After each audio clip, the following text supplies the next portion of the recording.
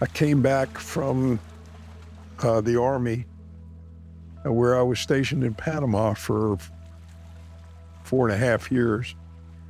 Came back from Panama, and I bought a little fiberglass boat called the Challenger.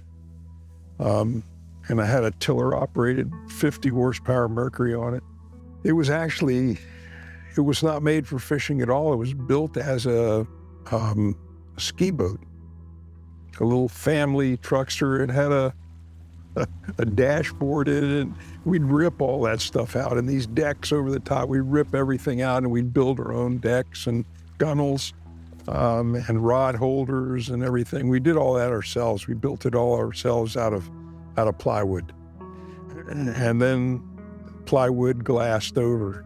I mean, they weighed a ton. And to power them, you needed a ton of power. And to feed a ton of power, you needed a ton of gas. And plus, you had to pole all these tons, you had to pole them into the wind because you were always poling into the wind. So we needed something light. And I began fishing out of a John boat because it was light and I could power it with a 25 and I could go incredibly shallow. The shallower you could go, the more successfully you could fish. And so the John boat, although it got you to these magical places, the ride was terrible. Because I used to ask Flip all the time, hey man, how did you take a ride like that and get all the way over there when the wind was blowing like 20 miles an hour? I mean, it was a flat bottom aluminum boat that beat your fillings out on the floor. And it made a ton of noise. It was aluminum. And it's like, because this thing is it's flat, it's got no dead rise. He was like, well, we would just all sit on one side. Me and my buddy would just sit on one side and we'd just kind of ride on the chine all the way there and it would create its own keel. And I was like, yeah, that would do it. It's a good idea. People were using lightweight boats for a lot of aluminum boats, little John boats, but they're very loud to move around in the water. So by being able to use fiberglass and other glass products, we were able to make a boat that, as you moved around on it, was also very quiet. You didn't get that banging and tinny noise that scares fish. You know, to give credit where credit is due, Hal Chittum came up with the idea of duplicating the characteristics of the John boat with fiberglass so that it could be made so that it would go shallow but be quiet. They wanted a boat to be very silent but be very shallow, and they looked really into some technology coming out of the sailing world. And thought they could incorporate that, the space industry and the boating industry, and come up with just a better design. So here comes the first try out of St. Augustine for them to make the perfect skiff. I mean, the story gets intricate at that point. We had no warehouse to build the stuff in. We had no money to buy or rent a warehouse. And so Chris built a visqueen cover under some oak trees up in New Smyrna Beach and actually built the plug and the first hull underneath a visqueen tent, basically, up on the shore of the river up there in New Smyrna Beach. And I'll never forget the day that we floated the first hull that we popped out of the mold. It was everything that we had hoped it would be and more. It was amazing. We made a mistake at calculating the height of the spray rail. And so when we fully loaded the boat, it made a little slapping sound. We wanted this boat to be totally silent. It made a little slapping sound. It wasn't offensive, but we wanted it to be perfect. And so we actually scrapped that first plug and built a whole nother plug, same dimensions, but we raised the spray rail to the point where it didn't make any noise. And the boat was totally quiet. And so what we had was a totally quiet, super light boat that could be powered with a 25 horsepower motor and could reach speeds of about 25 miles an hour, run in super shallow water, but pull in absolutely nothing. I mean, it could pull where water used to be. They went down to the Keys with these boats and were able to get up into places like Snakebite much longer than anybody else could on a tide, and really get back there and started winning some tournaments. And the next thing you know, all of their friends wanted this same type of boat, and from that, a company was born. When I was a fledgling guide, I would go to trade shows and some of these fishing expos, and I can remember Flip Pallot having this boat floating in these ponds, these man-made plastic Visqueen ponds. It was a fully rigged flats boat, and it was literally floating in these ponds. If you did not have one of these boats, you couldn't compete. I mean, guys that had our boats were fishing bonefish, and everybody else was out there waiting for the tide to come another couple of inches so that they could get anywhere near those fish that we'd been fishing for 2 hours already. So it was, people immediately recognized the value of this boat. I mean, the fishermen who were on the cutting edge, everybody else didn't care. And after Hell's Bay started winning tournaments and being a boat that everybody wanted, you know, the industry started looking at what we were doing for the most part, and they started to follow. And we see that today, just even in the design of our polling tower. I used to be able to look out across the flat and tell from my polling tower design what brand was what. And we started making kind of some unique looking towers, and now today, as you look out there, they all look like a Hell's Bay tower, for instance. You know, and there's other things that happen that we innovate and everybody seems to follow, which makes us need to innovate to continue to stay in front of everybody else. And as soon as people saw what the Hell's Bay boats could do, they were immediately beginning to knock them off shamelessly. I mean, just flipping them over, using them as plugs and making new molds and putting another name on them and selling them. Now, there are a lot of flats boats and technical polling skiff companies out there, but no one has the history or the legacy that the Hell's Bay brand has. None of them do. It will always be looked at that way, as they were first. They were the first ones. The other ones are just copies of what the first one was. When Hell's Bay started, the boats were very rudimentary, very handmade, not well finished. But over the years, what we've done is we've continued to just always pushing forward, trying to do something better. The look, the finish, it's still the same basic boat that works well in the flats by not making any real noise or putting out a familiar, footprint to the fish that doesn't spook them. So it makes a great fishing tool. But over the years, we're seeing more and more GPSs, more and more electronics, more and more technology come into the boats. And we're continuing to push that even within the laminates. As new things are developed, we put those, if it's applicable to a boat, and we'll make the boat better, stronger, lighter, quieter, we put that into the boat. So over time, we've just slowly gotten better and better and better over the years. We've also got good partners. We've got, outside vendors that bring in a lot of expertise. We have advanced composite teams come and work with us when we were moving over to infusion. Today, I think if you'd ask some of those same vendors that taught us, they'll tell you that we are probably one of the premier fiberglass manufacturing facilities in the country in what we do. And we pay a lot of attention to detail. It's a part of the culture that myself and my wife put into the company, that we don't skimp on anything. We don't ever do anything to make the boat maybe be a little less expensive. It's just, we do it the right way, the best way, with the best materials, and always on an eye for a better way to do it. So when you think about brands that have fantastic customer service, in the fishing industry, there are several of them that have the best reputations. Power Pole, best reputation in the business for customer service. Hell's Bay Boatworks, they build the best products and they stand behind them. And that's why they've been in business for nearly 20 odd years now. When it came to marine flooring, you always found something wrong with some of these companies. Marine flooring, when it first came out, it was just a sheet of material that you glued and it felt good to your feet. I remember at first, you'd step on it and you'd step off of it and it would come up. It would come loose from the floor when you stepped up off of it. Being in the fishing business for as long as I've been into it, I've been in it for like 30 odd years.